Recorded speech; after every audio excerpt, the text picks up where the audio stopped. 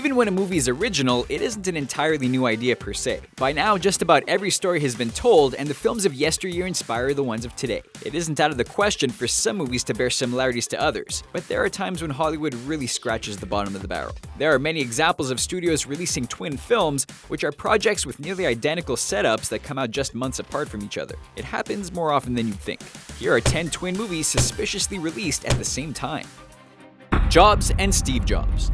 Both of these were based on the life of tech icon Steve Jobs, so there were obvious parallels between Jobs and Steve Jobs. The proximity of their release dates was the stranger fact. Following Jobs' death in 2011, there was a race to get a biopic off the ground. Jobs, starring Ashton Kutcher, was the first in theaters, but was a critical dud. 2 years later, Michael Fassbender teamed up with Danny Boyle and Aaron Sorkin for a different take, one that was far better received, but bombed at the box office. Fassbender was nominated for an Oscar, but neither film left much of an impact when it was all said and done.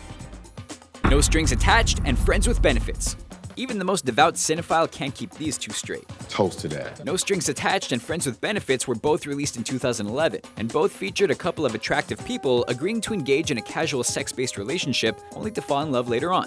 They were both even called Friends with Benefits when they started production. To avoid a further mix-up, Paramount changed the name of their project, and both ended up becoming hits at the box office. They may not have reinvented the rom-com wheel, but there are worse ways to spend a date night.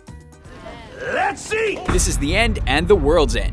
Friends Simon Pegg and Seth Rogen discovered through a conversation that they were coincidentally working on similar apocalyptic films about a group of friends trying to survive a catastrophic event. The main difference between the two was that in Rogen's This Is the End, the actors are playing fictionalized versions of themselves, whereas The World's End is a more traditional narrative film with the cast playing original characters. Fortunately for moviegoers, they both served up plenty of laughs and thrills, earning excellent reviews and posting high figures at the box office. We guess audiences just love watching the world explode.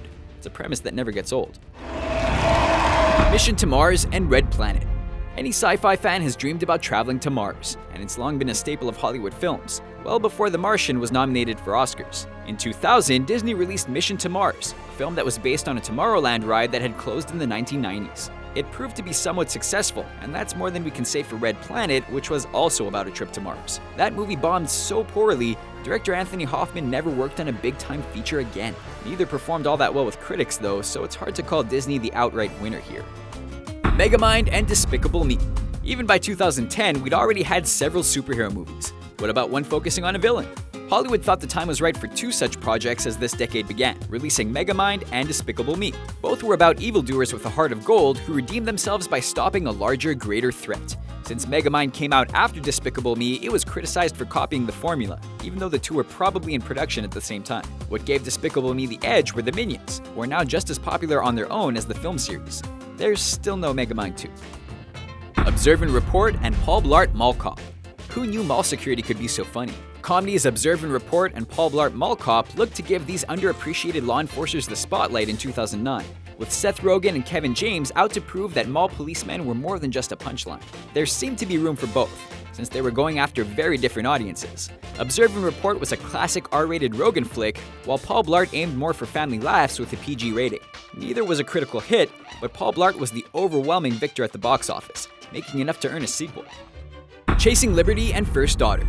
Political movies can always be interesting, especially in an election year. As US citizens geared up for the 2004 presidential race, Hollywood was asking moviegoers to decide which film about the president's daughter was better, Chasing Liberty or First Daughter. Both were bland rom-coms with the president's daughter as the protagonist, trying to shed the life of luxury in the White House for a more normal existence. Neither film worked all that well despite some intriguing talent, and both bombed at the box office. Maybe the first family isn't as fascinating as the one who's actually in charge.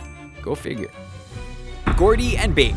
There was a real boom in talking pig films in the mid-90s. Gordy and Babe were both released just months apart from each other. The former was about a pig trying to find his family after they were taken away to be slaughtered. Though it reached theaters first, it was no match for Babe, which was one of the 5 Best Picture nominees of that year. It even won the Oscar for Best Visual Effects, breaking new ground in talking animal films. Even more incredible is that it's from the mind of Mad Max creator George Miller, so he showed some impressive range with this film. If you say so. The Equalizer and John Wick. 2014 saw 2 throwback action movies find success critically and at the box office. Starring Denzel Washington and Keanu Reeves, The Equalizer and John Wick revolve around ex-hitmen who come out of retirement to settle a personal vendetta against the Russian mob. The motivations were different, but the comparisons were obvious. In a weird coincidence, the sequels to both are scheduled for release in 2017, so these two blossoming franchises are going to duel again next year. If it's anything like the first round, fans won't be complaining. It's hard to go wrong with either of these actors in a leading role. Batman vs. Superman and Captain America Civil War. After years of superhero films being a fun escape for fans, 2016 decided to double down on the guilt and emotional toll metahumans face on a daily basis. Launching the new DCEU, Batman vs. Superman pitted the two iconic heroes against each other in a philosophical battle to determine which brand of justice was more appropriate. Months later, Marvel released Captain America Civil War, which saw the Avengers split into two factions and debate over the subject of superhero accountability.